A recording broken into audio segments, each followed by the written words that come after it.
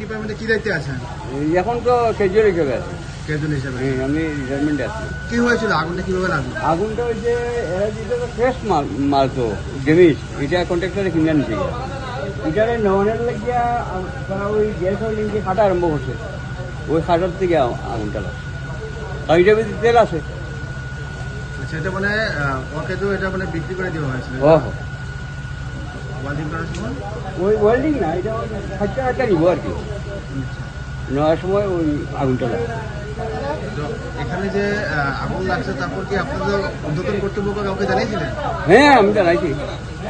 এরাও আইছে, একজন আইছে আমার ফলে জানিও দেখছে। কে আসছে? অফিসার কে আসছে? আছে কে হয় সোহাগের ম্যানেজার।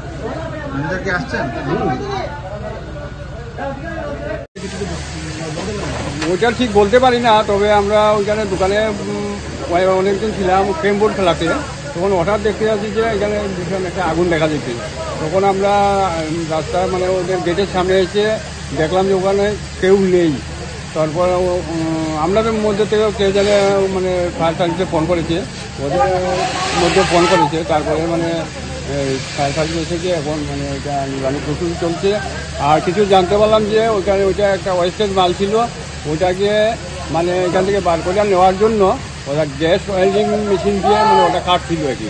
তখন ওই ট্যাঙ্কারের মধ্যে তেল ছিল, ওই তেলের মধ্যে আগুন লেগেছে।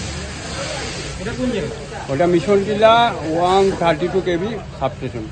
আপনি কি স্থানীয়? আমি স্থানীয় এখানে। আপনার নামটা? সুজিত দেব।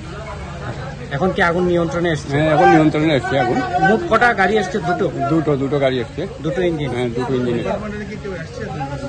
ডিপার্টমেন্টের এখনো উপর বলে কেউ আসেননি, স্টাফ আছে দু একজন যারা মানে ভিতরে কন্ট্রোল রুমে থাকেন, ওরা সবসময় এখানে ভিতরেই থাকেন।